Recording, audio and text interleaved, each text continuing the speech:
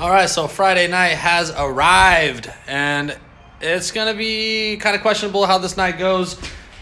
So we need to get a charge pipe connected to the Z, and then it's good to race. My plan right now is just a temporary pipe that I can put between the turbo and the charge pipe that we've been using. It has to be a soft hose because it has to be able to flex and to fit in a real tight spot. So as long as that works, we're going and racing tonight. We got my buddy is coming out with his sick little Beetle, and he's going to be out there. He drove all the way out from Houston, so I'm hoping to make it out there to race with him. But a lot has to go right.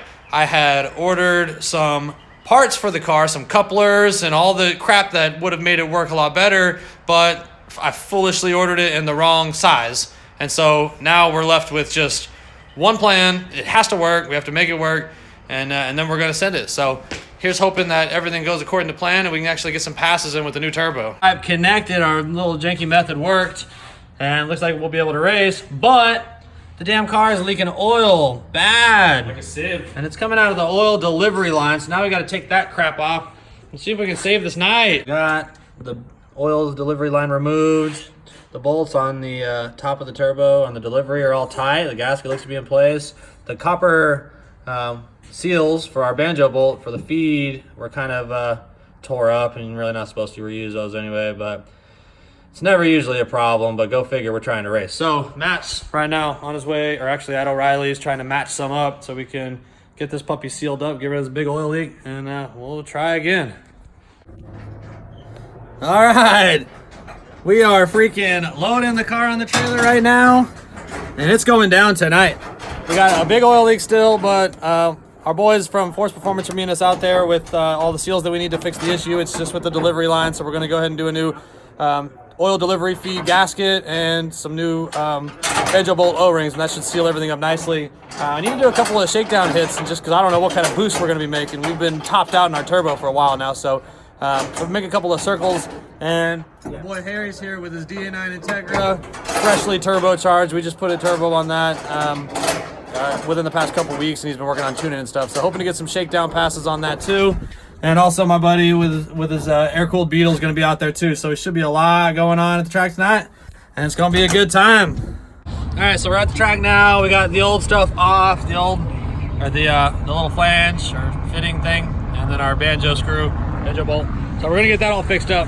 But right now, we're going to see if we can get the tune right on Harry's car to go full pull, and see if we can do some shakedown passes with this.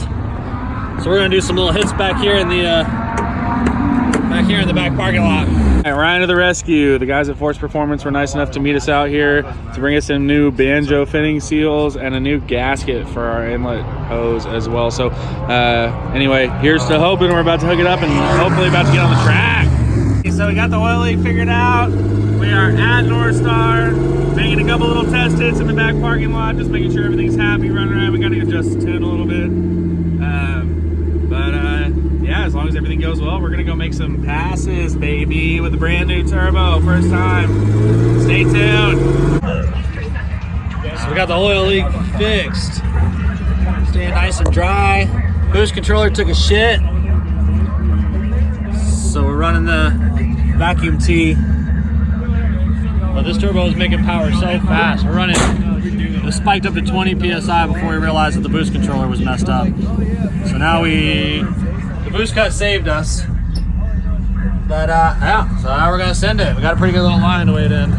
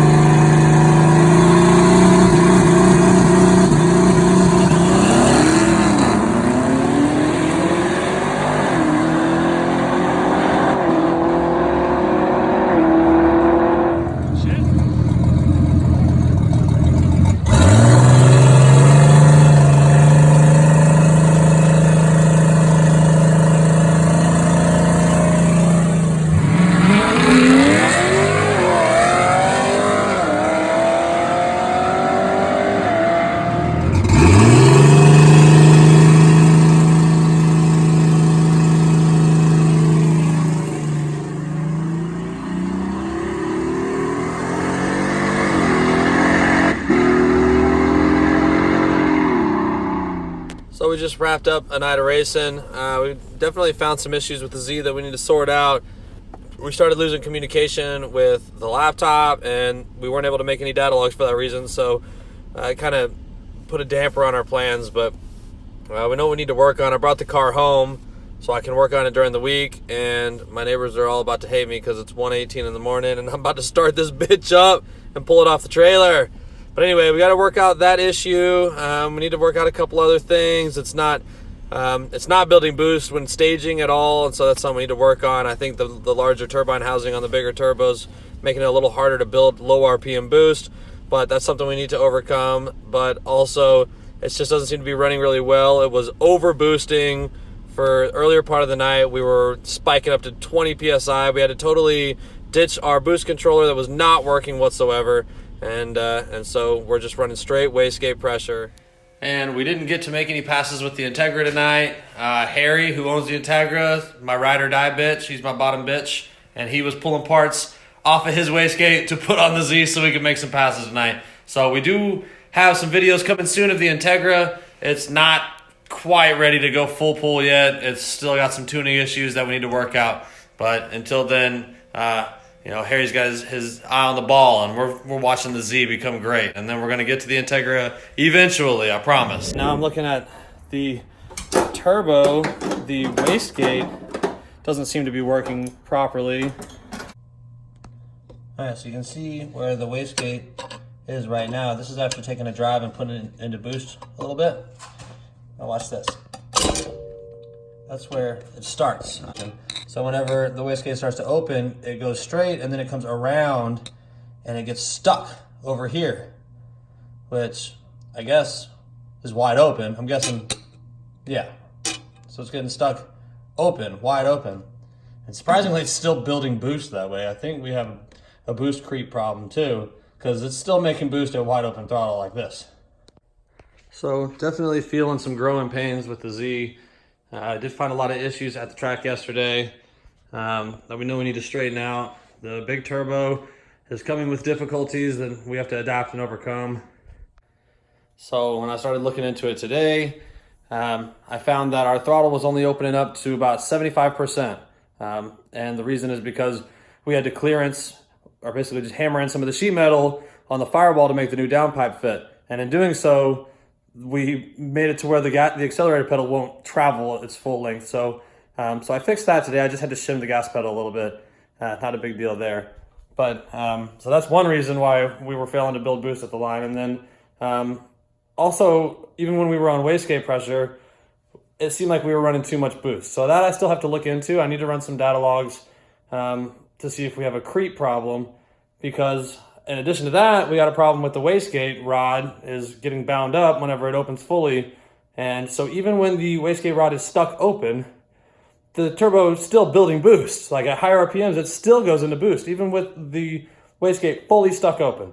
So I think that in combination with how difficult it is to actually make any boost when we're staging, we can't build any boost staging because I think the turbine housing is just too big. It's flowing too much exhaust, and we're not able to get enough rotation out of the turbine to build boost at the line. As soon as you set off, then the boost just skyrockets through the roof. So I think we need to change some things up again.